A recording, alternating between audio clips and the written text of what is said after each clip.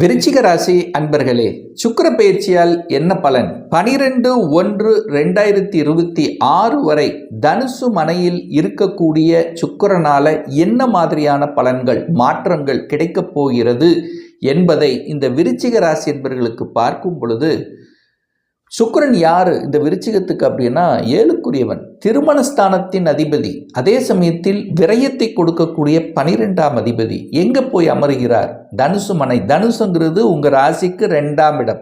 அப்ப தனஸ்தானம், குடும்பஸ்தானம், வாக்குஸ்தானத்துல போய் சுக்கிரன் அமர்ந்து பலனை கொடுக்க போகிறார். சார், என்ன பலன் கொடுக்க போகுது? சுக்கிரனுங்கிறது யாரு?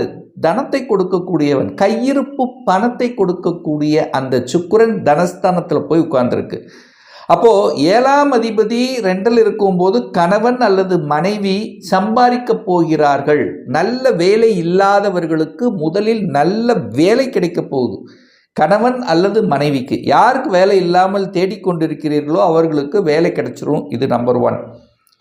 அல்லது கணவன் அல்லது மனைவி சார்ந்த விஷயத்தில் சொத்துக்கள், ஏதாவது ஒரு நல்ல விஷயங்கள், தனம் சார்ந்த விஷயங்கள் உங்களுக்கு கிடைக்க பெறும். அடுத்த ஒரு விஷயம் என்னன்னா, தன காரக கிரகமான குரு பகவானுடைய பார்வையில் சுக்கிரன் இருக்கு. அப்போ 2 பணத்தை கொடுக்கக்கூடிய கிரகங்கள் பார்வையில் இருக்கிறதுனால பணம் கொடுக்கும். அப்போ பொருளாதார ஏற்றத்தை கொடுக்கும், பண மழை பொழியும், தனம் கிடைக்கும். போன மாதம் இருந்ததோ இல்லையோ, இந்த மாதம் உங்கள் பாக்கெட்டில் ஏதாவது ஒரு ரூபத்தில் பணம் இருந்து கொண்டு இருக்கும். கொடுத்து வைத்த பணம் கூட திரும்பி வருவதற்கான வாய்ப்புகள், சந்தர்ப்பங்கள் இந்த காலகட்டம் உண்டு. பணத்தின் மூலமாக ஏதாவது ஒரு நல்ல விஷயங்கள், ஏன்னா விரையாதிபதி அல்லவா, குடும்பத்துக்கு ஏதாவது ஒன்று செய்வீர்கள்.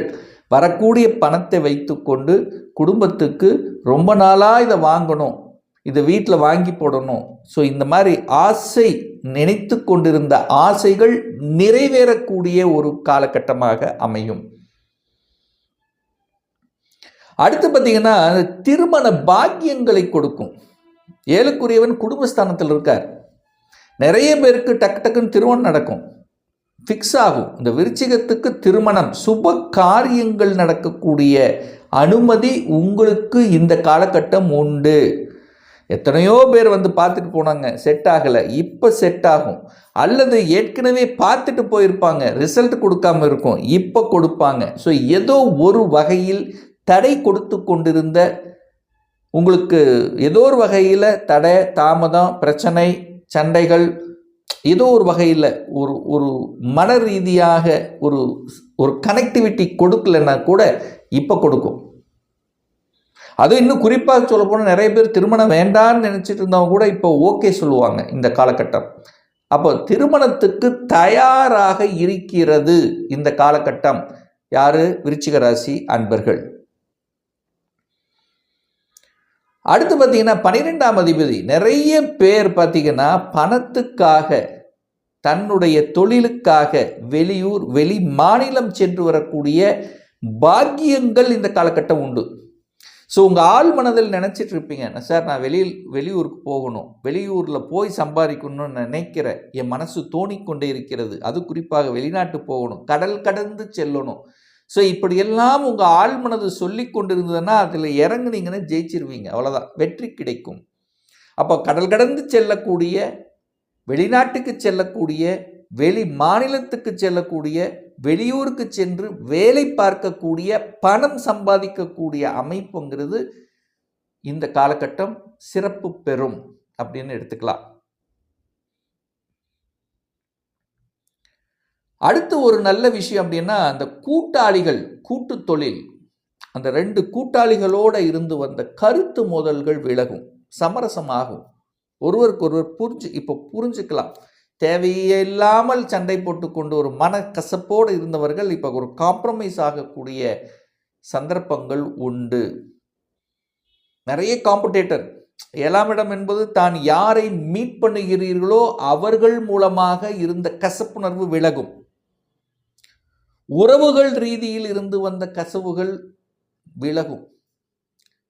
இந்த கசப்பான ஒரு உணர்வு இருந்தது பாருங்க, அது ஓகே ரைட், அதிலிருந்து வெளிவரக்கூடிய தான் ஒரு தன்னம்பிக்கையை ஏதோ ஒரு வகையில் பாதிக்கப்பட்டிருந்தாலும், ஏதோ ஒரு துன்பத்தில் அனுபவித்திருந்தாலும், ஏதோ ஒரு துயரத்தில் இருந்தாலும், ஏதோ ஒரு மன சங்கடத்தில் இருந்தாலும் அதிலிருந்து வெளிவரக்கூடிய அமைப்புங்கிறது இந்த காலகட்டம் உண்டு. ஏதோ ஒரு நல்லது நடக்கும்போது, ஒரு சுப விஷயம் நடக்கும்போது கண்டிப்பாக சந்தோஷத்தை தரக்கூடிய நிகழ்வு இந்த காலகட்டம் சிறப்பு பெறும்.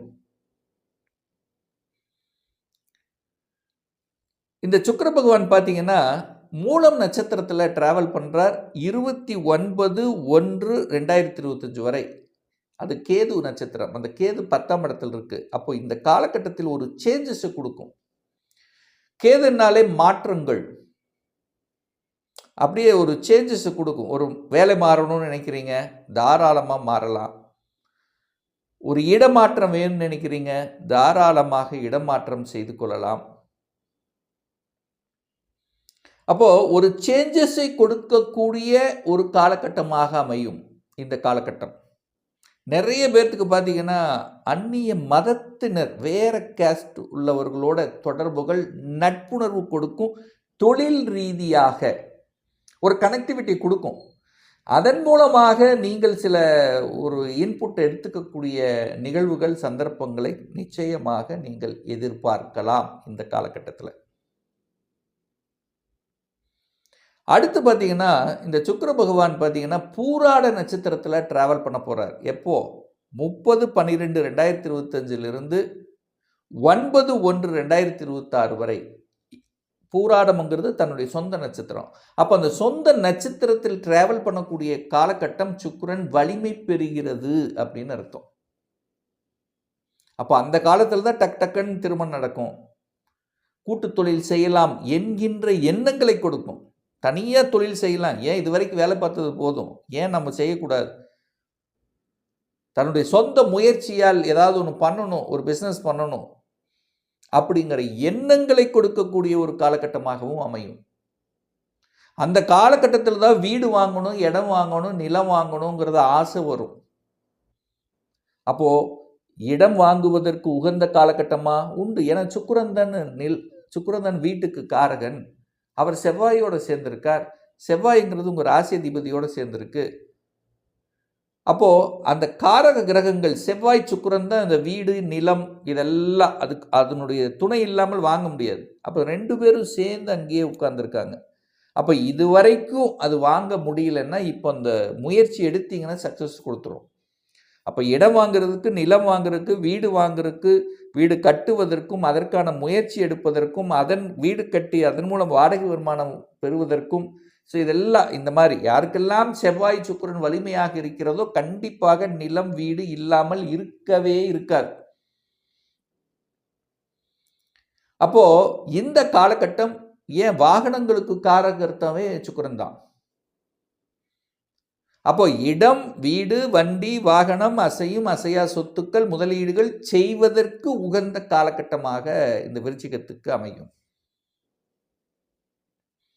அடுத்து பார்த்தீங்கன்னா 10/1/2026 உத்திராட நட்சத்திரத்தில் சுக்கிர பகவான் டிராவல் பண்ணுறார். உத்திராடம் அப்படின்னாலே சூரியனை சொல்லணும். அந்த சூரியனுங்கிறது இந்த விருச்சிகத்துக்கு யாருன்னா 10க்குரியவன், தொழில் ஸ்தானத்தின் அதிபதியினுடைய நட்சத்திரத்தில் டிராவல் பண்ணுறார். அப்போதான் தொழில் அபிவிருத்தி ஏற்படுத்தும்.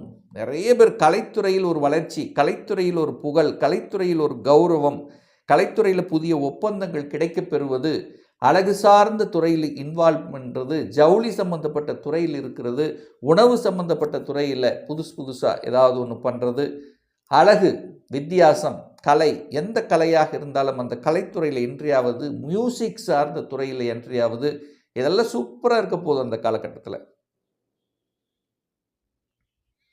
அப்போது நிறைய பேருக்கு ப்ரமோஷன் கிடைக்கக்கூடிய காலகட்டமும் அதாக தான் இருக்கும். ஏன்னா சூரியன் இல்லை, அதிகாரம் கிடைக்கணும்ல, அட்மினிஸ்ட்ரேஷனுக்குள்ளே போகணும்ல, அடிஷ்னல் ரெஸ்பான்சிபிலிட்டி கொடுக்கணும்ல.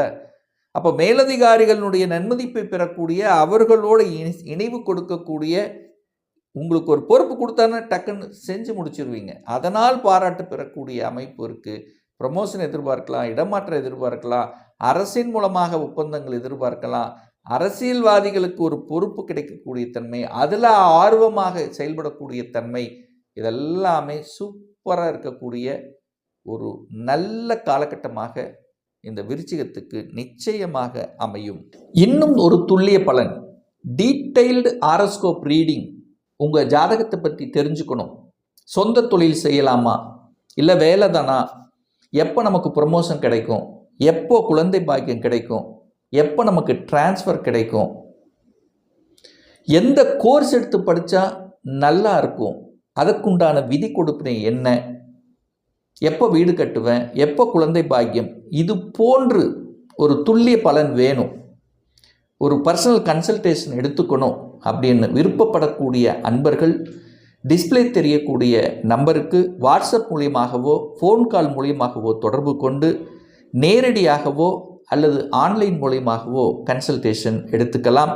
நம்மளுடைய அலுவலகம் கோயம்புத்தூரில் அமைந்துள்ளது. அதாவது கோயம்புத்தூரிலிருந்து மேட்டுப்பாளையம் செல்லும் வழியில் வெள்ளக்கிணர் பிரிவுக்கு அருகில் அன்னபூர்ணா ஹோட்டலுக்கு பக்கத்தில் அமைந்துள்ளது.